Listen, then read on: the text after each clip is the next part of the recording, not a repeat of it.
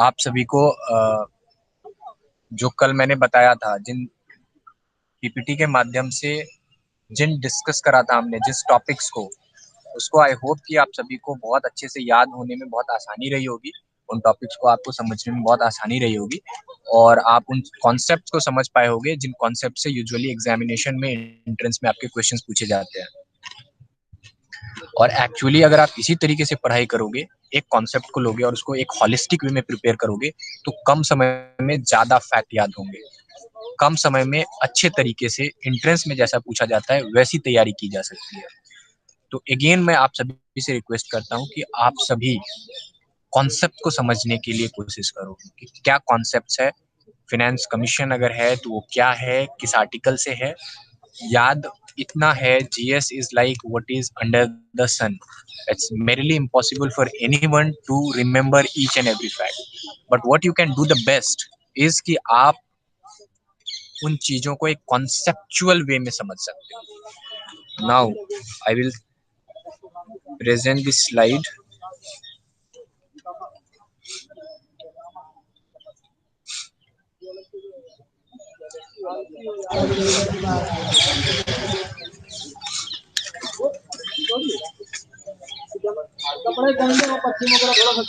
I hope आप सभी को स्लाइड दिख रही है।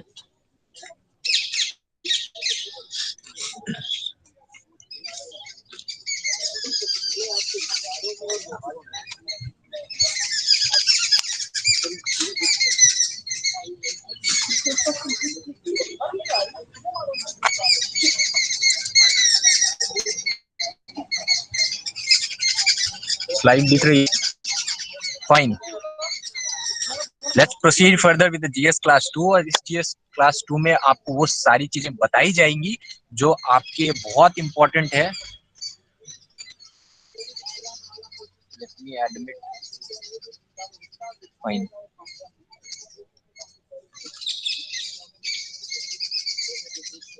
तो इस जीएस क्लास 2 में आपको वो सारे फैक्ट्स को बताए जाएंगे जो आपके एंट्रेंस एग्जामिनेशन के लिए बहुत इंपॉर्टेंट हैं, आपको याद रखने चाहिए। और आपके हाथ में अभी एक नोटबुक होना चाहिए और एक पेन होना चाहिए जिसमें आप उन सारे फैक्ट्स को आप लिख सको। और बाद में जब ये पीपीटी शेयर करा जाएगा आपको व्हाट्सएप ग्रुप में, तो आप उन सारे पीपीटी से उस चीजों को रिलेट कर सको। ये बहुत जरूरी है कि आप किस तरीके से किस चीजों को रिलेट करके आप याद रखते हो।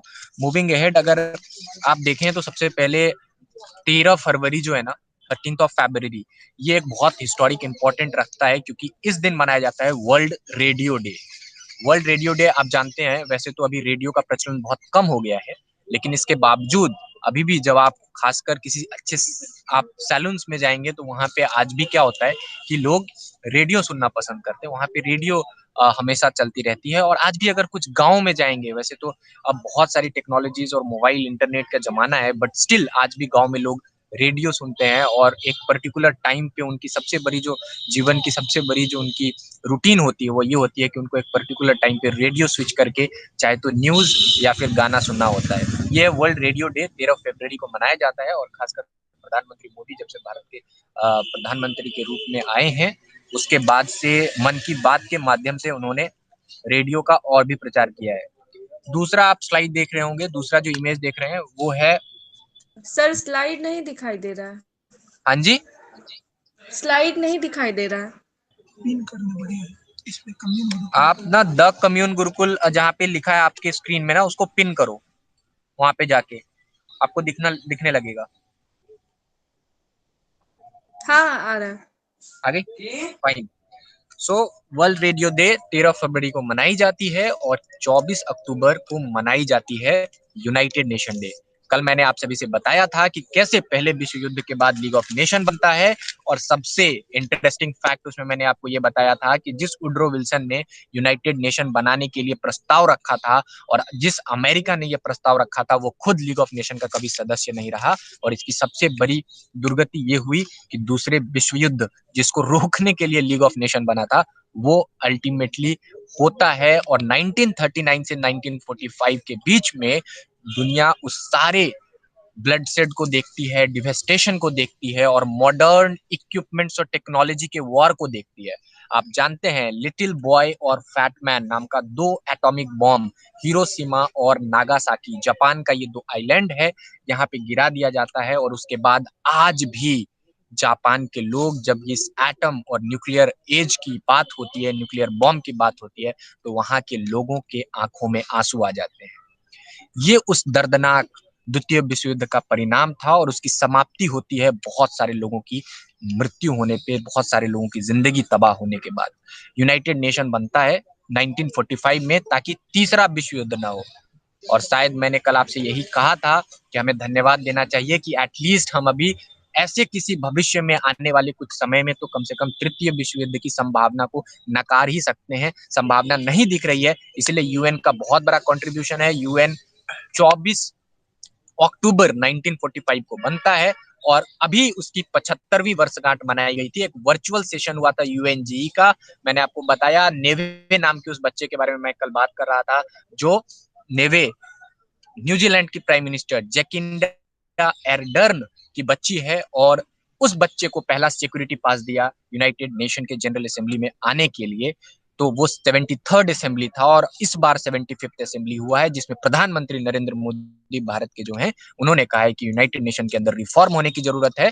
आप में से बहुत लोगों को कल होमवर्क दिया गया था कि आप बताइए कि यूनाइटेड नेशन के अंदर सिक्योरिटी काउंसिल में कितने परमानेंट मेंबर्स हैं। आप सभी ने बहुत अच्छे तरीके से उन आंसर्स को लिखा है अपने ग्रुप में कि 5 सिक्योरिटी काउंसिल के मेंबर हैं, परमानेंट मेंबर्स हैं और भारत भी अपनी दावेदारी पेश कर रहा है।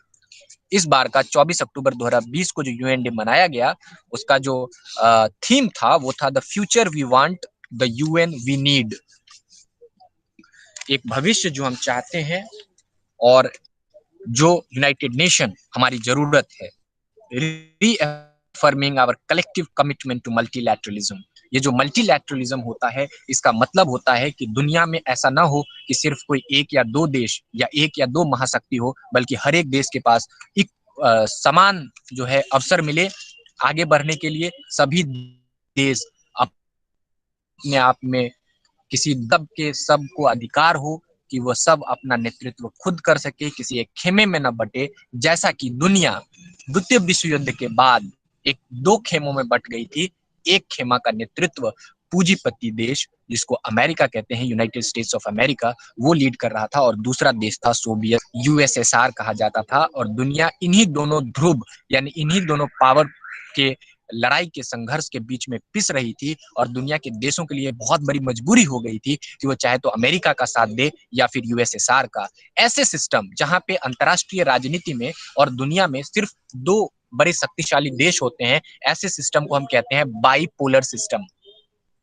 और जहां पे सारे देशों के पास बराबर का हक और अधिकार होता है और कोई भी देश अपना जो उसकी आंतरिक और बाहरी संप्रभुता है, उसकी सुरक्षा और उसको आगे बढ़ाने के लिए वह खुद स्वतंत्र होता है, ऐसे सिस्टम को कहते हैं मल्टीपोलैरिटी या मल्टीलैटरलिज्म। तो दुनिया मल्टीलैटरलिज्म की तरफ बढ़े, किसी एक या दो देशों के गुलाम या एक दूसरे देश के पीछे न दौड़ना पड़े, ऐसा दुनिया और यूनाइटेड नेशन चाहती है।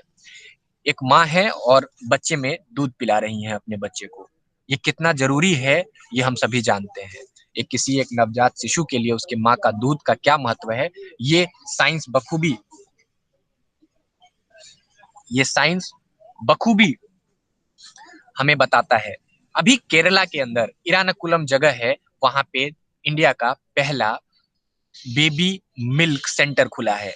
ये केरला में है, केरला वो स्टेट है। केरला आपको पता है वैसे भी शिक्षा और तमाम चीजों में बहुत आगे है, तो वहां पे ही खुला है। एक बात मैं और यूनाइटेड नेशन और बाइपोलैरिटी की बात होती है तो मैं उसमें जोड़ना चाहता हूँ कि दुनिया जब दो ध्रुवों में बटी हुई थी, उस समय भारत के नेतृत्व कर रहे थे जवाहरलाल नेहरू, भारत के पहले प्रधानमंत्री। और उन्होंने कहा ना तो हम अमेरिका के पीछे जाएंगे न यूएसएसआर के, और उन्होंने कुछ लोगों के साथ मिलके, कुछ देशों के साथ मिलके एक स्वतंत्र संघ की एक तरीके की स्थापना की थी, जिसको कहते हैं नॉन अलाइंड मूवमेंट। आज भी बहुत प्रासंगिक है। दुनिया के तृतीय जो देश हैं, थर्ड वर्ल्ड जो है, जिसमें कि अफ्रीका और एशिया के बहुत सारे ऐसे देश जो पहले गुलाम थे और बाद में स्वतंत्र होते हैं, ऐसे देशों का ये एक समूह है जो काम करता है। और जवाहरलाल नेहरू का, मार्शल टीटो का इन लोगों का बहुत महत्वपूर्ण योगदान है कि उन्होंने इन दोनों खेमों में बंटने के बजाय इन्होंने एक स्वतंत्र अस्तित्व की लड़ाई के लिए नॉन अलाइनमेंट मूवमेंट की स्थापना की थी। इस बच्चे की मैं बात कर रहा था, और बच्चे के लिए खुला है चाइल्ड मिल्क बैंक, खुला है इरानाकुलम केरला में। बगल में जो आप देख रहे हैं, शायद उस व्यक्ति को आप जानते या ना जानते हैं, उसकी कंपनी से शायद बच्चा बच्चा परिचित है। इस कंपनी का नाम है अमेजन।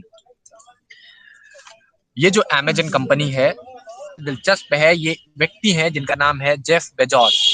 जेफ बेजोस अभी अमेजन जो दुनिया भर में जो अपनी बिजनेस चलाती है, ऑनलाइन बिजनेस चलाती है, उस कंपनी के सीईओ हैं, और ये अब इस साल उस पद से हट रहे हैं। अमेजन के सीईओ पद से ये हट जाएंगे, और इनके ही अमेजन की जो वेब अमेजन प्राइम आप देखते हो, या बहुत सारे जो और अमेजन के वेब सर्विसेज हैं, उसके जो सीईओ हैं एंडी जेस, अगर मैं उनका नाम सही बता रहा हूं, तो वो अब अमेजन के नए सीईओ होंगे, और जेफ बेजोस हट रहे हैं। कहा जाता है कि मॉडर्न वर्ल्ड हिस्ट्री में, आधुनिक दुनिया के इतिहास में, यह वो व्यक्ति है जो सबसे ज्यादा अमीर हुआ। 200 बिलियन डॉलर के उस रकम को पार कर गया जो दुनिया कभी नहीं कर पाई। और अभी ये इलॉन मस्क, जिसका आप सभी नाम और खासकर उन पोस्टरों के लिए बहुत प्रसिद्ध हैं, जिसमें उनके कोटेशंस बहुत ज्यादा वायरल होते हैं, एलन मस्क के बाद दूसरे सबसे ज्यादा पैसे वाले व्यक्ति के रूप में जेफ बेजोस का नाम आता है। ये अमेजन के सीईओ हैं, और ये स्टेप डाउन कर रहे हैं अपने पद से। वर्ल्ड रेडियो डे मनाया जाता है 13 फरवरी को, यूनाइटेड नेशन डे मनाया जाता है 24 अक्टूबर को, उसके साथ ही 25 दिसंबर को भारत के पूर्व प्रधानमंत्री और भारत रत्न से सम्मानित अटल बिहारी वाजपेयी को मिला था भारत रत्न। तो भारत रत्न अटल बिहारी वाजपेयी के नाम पे मोदी सरकार ने 25 दिसंबर को घोषित किया है गुड गवर्नेंस डे। ये आपके लिए बहुत इंपॉर्टेंट है, एग्जामिनेशन पॉइंट ऑफ व्यू से आपको पूछ सकते हैं कि किस तारीख को गुड गवर्नेंस डे मनाया जाता है। ये 25 दिसंबर को मनाया जाता है, और 25 दिसंबर एक और चीज के लिए महत्वपूर्ण है कि उसी दिन महामना पंडित मदन मोहन मालवीय का भी जन्म दिवस मनाया जाता है 25 दिसंबर को ही। तो ये दोनों भारत के जो महान विभूति हैं, और दोनों को भारत रत्न एक साथ ही भारत सरकार ने दिया था। ये भारत के लिए गौरव की बात है कि हम इन्हें सम्मानित कर रहे हैं। इनके महान कर्तव्यों और इनके द्वारा किए गए योगदानों को कहीं ना कहीं हमारी आने वाली पीढ़ी या हमारी पीढ़ी इनसे कुछ सीख सके, इसके लिए हम उन्हें सम्मानित कर रहे हैं, उन्हें याद कर रहे हैं। ये हम सभी के लिए बहुत ही सुखद अवसर है। तो 25 दिसंबर को मनाया जाता है गुड गवर्नेंस डे, और इसी दिन पंडित मदन मोहन मालवीय जी की जन्म दिवस भी मनाई जाती है।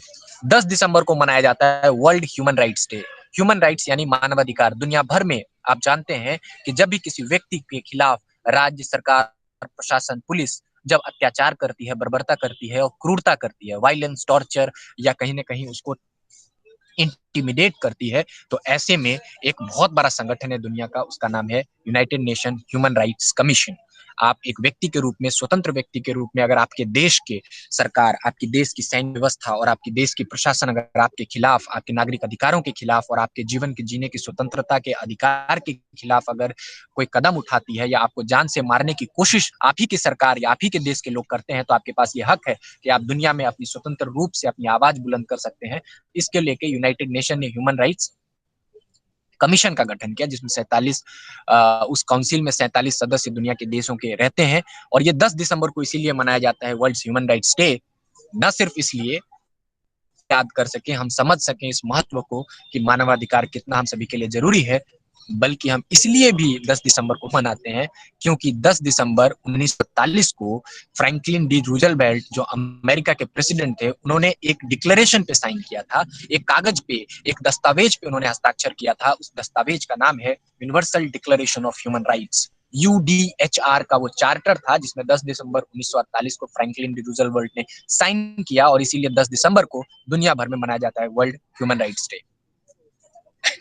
ह्यूमन राइट से मुझे याद आ रही है, आप सभी अखबारों में अगर आप अपडेट रहते हो तो आपको याद होगा कि अभी कुछ दिन पहले रोहिंग्याज का बहुत ज्यादा मुद्दा दुनिया भर में एक संकट के रूप में, रोहिंग्या संकट के रूप में दुनिया भर के अखबारों में और दुनिया भर के बौद्धिक जगत में इसमें चर्चा हो रही थी कि उनके ऊपर अत्याचार हो रहा है, उनके ह्यूमन राइट्स के खिलाफ, उनके ह्यूमन राइट्स को बचाने के लिए दुनिया कुछ ना कुछ करे। ये रोहिंग्याज म्यांमार के राखाइन स्टेट नाम का एक जगह है जहाँ पे पाए जाते हैं, और उनके खिलाफ राखाइन की जो आर्मी है वो स्टेट टॉर्चर करती है, इनके खिलाफ बर्बरता ढाती है, और इसीलिए ये भारत और बांग्लादेश जैसे देशों में शरण चाहते हैं। ठीक है, ह्यूमन राइट से एक और बहुत महत्वपूर्ण जो प्रश्न है वो है एक ऑर्गेनाइजेशन जो दुनिया भर के, अगर आपको ऐसा लगता है कि आपकी बेसिक ह्यूमन राइट्स की अवहेलना की जा रही है, तो आप उस ऑर्गेनाइजेशन को अप्रोच कर सकते हैं। उस ऑर्गेनाइजेशन की हेडक्वार्टर दुनिया के सारे देशों में लगभग मौजूद है और उस ऑर्गेनाइजेशन का नाम है एमनेस्टी इंटरनेशनल। इसकी हेडक्वार्टर है लंदन में और एमनेस्टी इंटरनेशनल दुनिया भर के ह्यूमन राइट्स वॉच के रूप में काम करती है। दुनिया भर के सिविल सोसाइटीज, एनजीओज के साथ मिलकर ये दुनिया भर में मानवाधिकार को सुरक्षित और संरक्षित करती है। नीचे है प्रवासी भारतीय दिवस। कल मैं जब जिक्र कर रहा था कि भारत में मोहनदास करमचंद्र गांधी साउथ अफ्रीका से जब 9 जनवरी 1915 को आते हैं, उसके बाद से किस तरीके से वो भारतीय राष्ट्रीय आंदोलन को नेतृत्व कर रहे थे, इसकी हमने चर्चा की। हमने चर्चा की थी राजकुमार शुक्ला की, वो व्यक्ति, वह किसान, वो हठधर्मी जिन्होंने गांधी को चंपारण ले जाने के बाद जो तिनकठिया प्रथा थी और इंडिगो का रिवोल्ट था, इंडिगो की पूरी जो प्लांटेशन वर्करों के साथ जो जाति हो रही थी, उसके खिलाफ गांधी जी को नेतृत्व के लिए बुलाया। हमने बात करी थी जीरादेई के उस लाल राजेंद्र प्रसाद की जो भारत के पहले राष्ट्रपति बने। तो प्रवासी भारतीय दिवस जो है वो 9 जनवरी को मनाया जाता है और इसीलिए मनाया जाता है क्योंकि इसी दिन भारत में गांधी जी आए थे। और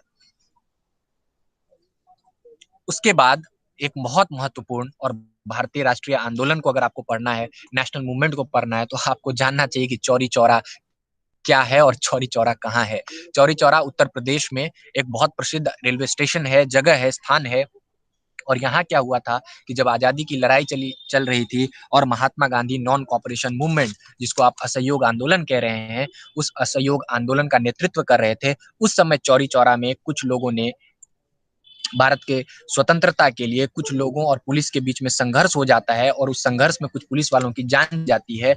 उस चौरी चौरा का उस चौरी चौरा की जो पूरी की पूरी जो घटना हुई थी, जो भारतीय राष्ट्रीय आंदोलन का जो वो घटना, जिसको अभी प्रधानमंत्री ने याद करते हुए कहा कि हमें ऐसे बहुत सारे बलिदान, हमारे देश के बहुत सारे ऐसे क्रांतिकारी, बहुत सारे ऐसे स्वतंत्रता सेनानी हैं जिनको हम भूल चुके हैं, उसमें वो लोग भी हैं जो चौरी चौरा में अंग्रेजों के खिलाफ कहीं ना कहीं विद्रोह करते हैं, उनके खिलाफ जब वो उनके खिलाफ संघर्ष करते हैं और बाद में चौरी चौरा में एक पुलिस स्टेशन को जला देते हैं भारत के स्वतंत्रता सेनानी। और उसमें लगभग 1 दर्जन से ऊपर पुलिस वालों की वहां पे हत्या हो जाती है, जान चली जाती है।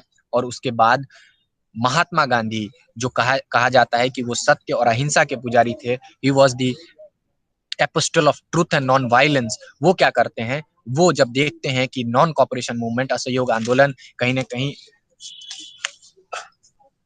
बहुत हिंसात्मक रूप ले रहा है, तो वो इस आंदोलन को खत्म कर देते हैं। 4 फरवरी 1922 दिन याद रखिएगा, ये वही दिन है जब ये नॉन कॉपरेशन मूवमेंट में चौरी चौरा का इंसिडेंट हुआ था। और फिर 12 फरवरी 1922 का वो दिन था जब गांधी जी ने कहा कि चूंकि आंदोलन हिंसात्मक हो रहा है, इसीलिए हम चौरी चौरा और नॉन कॉपरेशन, चौरी चौरा की वजह से नॉन कॉपरेशन असहयोग आंदोलन को खत्म करते हैं। ये बहुत महत्वपूर्ण है, आपको जानना चाहिए कि चौरी चौरा क्या है, चौरी चौरा में क्या हुआ था, भारत के राष्ट्रीय स्वतंत्रता आंदोलन से किस तरीके से संबंधित है और वह कौन सी घटना थी जिसने महात्मा गांधी को मजबूर कर दिया असहयोग आंदोलन यानी नॉन कॉपरेशन मूवमेंट को वापस लेने के लिए। आप नेक्स्ट स्लाइड देख रहे हैं, यहाँ पे लिखा हुआ है 15th फाइनेंस कमीशन मेंबर्स। अभी अभी हाल ही में इसी फरवरी में भारत के 15वें वित्त आयोग ने अपनी सिफारिशें, जो उसकी रिकमेंडेशन है, उन्होंने भारत सरकार को सौंप दी है और इसके चेयरमैन है एन के सिंह। ये प्रश्नों में पूछा जाता है कि 15वें वित्त आयोग फाइनेंस कमीशन के चेयरमैन कौन है, ये फाइनेंस कमीशन क्या है और क्या करता है, मैं आपको बता रहा हूँ। दरअसल भारत में आप जानते हैं संघात्मक व्यवस्था है, फेडरलिज्म है। फेडरलिज्म में एक सेंटर होता है और कुछ स्टेट्स होते हैं। भारत में बहुत सारे स्टेट्स हैं, यूनियन टेरिटरीज हैं और साथ में एक सेंट्रल गवर्नमेंट है। भारत में अगर आप बिहार में हैं तो आपके यहाँ की सरकार नीतीश कुमार चलाते हैं और अगर आप भारत की दृष्टि से देखें तो वहां पे नरेंद्र मोदी भारत की सरकार चलाते हैं।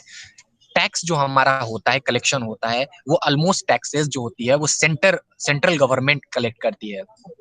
तो ये जो टैक्स होता है, जो सेंट्रल गवर्नमेंट अधिकतर सामानों पे, अधिकतर वस्तुओं पे जो कर लगाती है, उस कर का और भारत सरकार के खजाने का पैसा कितना प्रतिशत राज्यों को दिया जाए, किस किस राज्य को कितना पैसा दिया जाए, वह कौन सा आधार हो, क्या तरीका हो, क्या उसका क्यों किस तरीके से पैसा दिया जाए, ये तय करता है वित्त आयोग। भारतीय संविधान के अंदर अनुच्छेद 280 आर्टिकल 280 कहता है कि एक हर 5 साल पे भारत सरकार एक फाइनेंस कमीशन घोषित करेगी, जो ये तय करेगा, जो ये बताएगा कि किस राज्यों को कितना फंड को डिवोल्यूशन करना है। अभी का जो 15वां वित्त आयोग है, उसने कहा अपनी सिफारिशों में कि भारत सरकार के खजाने का 41%, 41% स्टेट को डिवोल्यूट कर देना चाहिए। इसके अन्य सदस्यों में शक्तिकांत दास, अनूप सिंह, रमेश चंद और अशोक लहरी हैं 15th फाइनेंस कमीशन में, और एनके सिंह इसके चेयरमैन हैं। ये आपको याद रखना चाहिए, आपको समझना चाहिए। आर्टिकल 280 आपको याद रखना चाहिए, जो इससे फाइनेंस कमीशन का गठन होता है।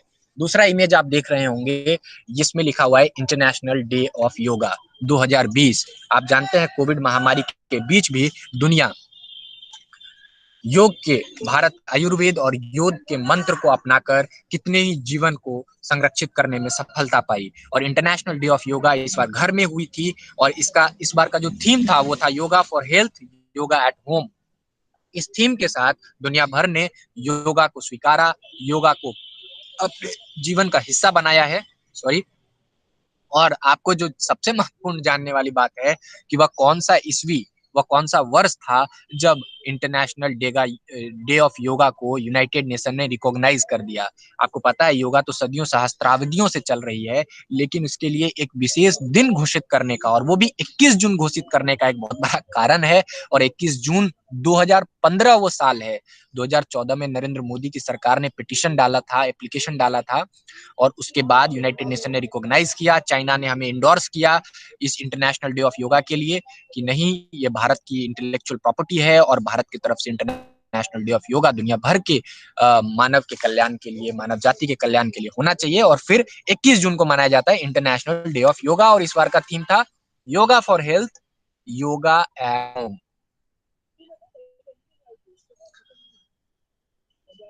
इस बार का जो इंटरनेशनल डे ऑफ योगा की सारी प्रोग्राम हुई थी वो वर्चुअल मीट के माध्यम से दुनिया भर में वर्चुअल इवेंट्स के माध्यम से कंक्लूड की गई, और 2015 में सबसे पहले इंटरनेशनल डे ऑफ योगा मनाया जाता है। आगे है अंडमान तथा निकोबार। आप जानते हैं यह है भारत का एक यूनियन टेरिटरी, केंद्र शासित प्रदेश। दिल्ली भी भारत का क्या है? एक केंद्र शासित प्रदेश है। ये अंडमान एंड निकोबार इसलिए महत्वपूर्ण है क्योंकि कोरोना महामारी के बीच एक सबसे अच्छी खबर यहाँ से आई थी कि अंडमान निकोबार भारत का वो पहला केंद्र शासित देश था जो कोविड फ्री हो गया था। और दुनिया का पहला देश जो कोविड फ्री अपने आप को घोषित किया था वो था न्यूजीलैंड। कल मैं इस बात का जिक्र कर रहा था। और आत्मनिर्भर भारत, आजकल जब भी आप टीवी, रेडियो, न्यूज़पेपर या गवर्नमेंट के जो इश्तेहार होते हैं, एडवर्टीजमेंट होते हैं, जब आप उसको खोलेंगे तो कुछ दिनों पहले न्यू इंडिया और आजकल आत्मनिर्भर भारत का बहुत बोलबाला है। नरेंद्र मोदी के फोटो के साथ आत्मनिर्भर भारत और उसकी स्लोगन्स आपको भारत सरकार के सारे कार्यक्रमों में आजकल दिखने को मिल जाएंगे। कोविड महामारी के दौर में जब हम लोग नरेंद्र मोदी जी को सुनने के लिए उत्सुक होते थे, और उन्होंने एक दिन आके जब कहा कि अब भारत को आत्मनिर्भर होने की जरूरत है, और उन्होंने एक पैकेज की घोषणा की जिसके आधार पे भारत को आत्मनिर्भर होना पड़ेगा, और अपने आत्मनिर्भर होकर वो भारत एक बहुत बड़ा दुनिया का एक्सपोर्ट कैपिटल बन सकता है। तो नरेंद्र मोदी जी को भी पता था कि ये जो शब्द है आत्मनिर्भर, ये बन जाएगा ऑक्सफोर्ड का हिंदी का वर्ड ऑफ द ईयर। तो दोस्तों, ऑक्सफोर्ड जिस डिक्शनरी को आप पढ़ते हैं वो हमेशा वर्ड ऑफ द ईयर को घोषित करती है, और हिंदी भाषा के शब्द आत्मनिर्भर को उसने इस वर्ष के लिए चुना है वर्ड ऑफ द ईयर के लिए। इससे पहले उन्होंने एक शब्द को चुना था जब भारत में संविधान लोग चिल्ला रहे थे, तो 2019 में संविधान की को वर्ड ऑफ द ईयर बताया था। और 2017 में इससे पहले जो हुई थी 2017 या 18 में, मुझे करेक्ट कर दीजिएगा आप लोग, कि आधार वो शब्द था जिसको यूनाइटेड नेशन ने word of the year, Oxford ने वर्ड ऑफ द ईयर घोषित करा था। ये जो आत्मनिर्भर भारत है, इसके अंदर 20 लाख करोड़ का पैकेज, यानी कि अपने जीडीपी का, हमारी जो देश की जीडीपी है उसके 10% लगभग नरेंद्र मोदी जी ने पैकेज की घोषणा की थी। लैंड, लेबर और लिक्विडिटी लॉ को इन्होंने रिफॉर्म करने की बात की ताकि भारत में मजदूरों के साथ शोषण न हो, भारत एक एक्सपोर्ट कैपिटल दुनिया का बन जाए और भारत में दुनिया से आयात नहीं, भारत निर्यात करने की क्षमता को विकसित कर सके। इसके लिए इन्होंने 5 pillars of self reliant India इन्होंने दिया है, जिसका 5 पिलर में पहला पिलर इकोनॉमी है, दूसरा इंफ्रास्ट्रक्चर है, तीसरा सिस्टम, चौथा डेमोग्राफी और पांचवा डिमांड। इन पांचों के आधार पर भारत को आत्मनिर्भर बनाने की एक विजन नरेंद्र मोदी जी की सरकार ने कोविड के दौरान भारत और दुनिया भर के सामने भारत को आत्मनिर्भर बनाने के इस महाअभियान की शुरुआत की। ये आपको जानना है कि आत्मनिर्भर भारत ऑक्सफोर्ड का वर्ड ऑफ द ईयर बना। और मैं एक बार फिर से रिकैप कर देता हूं कि 15th फाइनेंस कमीशन के चेयरमैन थे एनके सिंह, और वो पहला केंद्र शासित देश भारत का जहां कोविड फ्री हो गया वो था अंडमान और निकोबार का प्रशासन, उसकी एडमिनिस्ट्रेशन, वो यूनियन टेरिटरी। और 21 जून 2015 से शुरू हो गया था इंटरनेशनल डे ऑफ योगा, और इस बार का थीम था yoga for health, yoga at home. Human rights day मनाया जाता है 10 दिसंबर को। 1948 को फ्रैंकलिन डी रूजवेल्ट नाम के एक व्यक्ति यूडीएचआर, एक पत्र था, दस्तावेज था, universal declaration of human rights, उस पे हस्ताक्षर करते हैं और इसीलिए 10 दिसंबर को मनाया जाता है मानवाधिकार दिवस। और मानवाधिकार के लिए सबसे बड़े संगठन के रूप में एक एमनेस्टी इंटरनेशनल का नाम आप सुनते हैं, वो मानवाधिकार से संबंधित है। 25 दिसंबर को अटल बिहारी वाजपेयी जी का जन्मदिन, पंडित मदन मोहन मालवीय जी का जन्मदिन, दोनों भारत रत्न से सम्मानित। और उसी दिन भारत सरकार ने घोषणा किया कि गुड गवर्नेंस डे हम मनाएंगे। प्रवासी भारतीय दिवस 9 जनवरी को हम मनाते हैं, 1915 में गांधी जी भारत आए थे, उस उपलक्ष्य में मनाते हैं। और चौरी चौरा 4 फरवरी 1922 और 12 फरवरी 1922, जब नॉन कॉपरेशन मूवमेंट से गांधी जी क्विट कर देते हैं क्योंकि उन्हें हिंसा कतई बर्दाश्त नहीं था। यूनाइटेड नेशन कैसे बना, कब बना, ये तो आपको लगातार मैं 2 दिनों से चर्चा कर रहा हूं। 13 फरवरी को रेडियो डे मनाया जाता है और इंडिया का पहला बेबी मिल्क सेंटर खुला है इरानाकुलम केरल में। और जेफ बेजोस जो अमेजन के हैं, जिन्हें कहा जाता है कि मॉडर्न वर्ल्ड हिस्ट्री में सबसे ज्यादा इन्होंने पैसा अर्जित की, संपत्ति अर्जित की, ये अमेजन के सीईओ के पद से इस्तीफा दे रहे हैं। तो आज के क्लास के लिए इतना ही। मुझे उम्मीद है कि इन पिक्चर्स के माध्यम से बहुत ज्यादा आपको कंटेंट्स मैंने देने की कोशिश करी है। कम टाइम में ज्यादा से ज्यादा रिसोर्स और अच्छे तरीके से आप कैसे याद करें, यही हमारी की पूरी प्रोसेस है, यही हमारी डिसिप्लिन है कि आपको बहुत कम समय में बहुत अच्छे तरीके से तैयारी करा दी जाए। आप लोग बहुत अच्छे तरीके से प्रिपरेशन स्टार्ट करे रहो। आपके सारे मेंटोर्स हाईली क्वालिफाइड हैं और लगातार आपको स्टडी मटेरियल्स के माध्यम से, वीडियो लेक्चर्स के माध्यम से आपको बीएचयू की बीए आर्ट्स और सोशल साइंस, और इसके साथ ही अगर देश में कॉमन एंट्रेंस होती है जिसकी संभावनाएं हैं, तो आपको कॉमन एंट्रेंस के पैटर्न पे आधारित प्रश्न और उसके आधारित मॉड्यूल से आपको तैयारी कराने के लिए प्रतिबद्ध है। Again thank you so much everyone for joining the class. Thank you.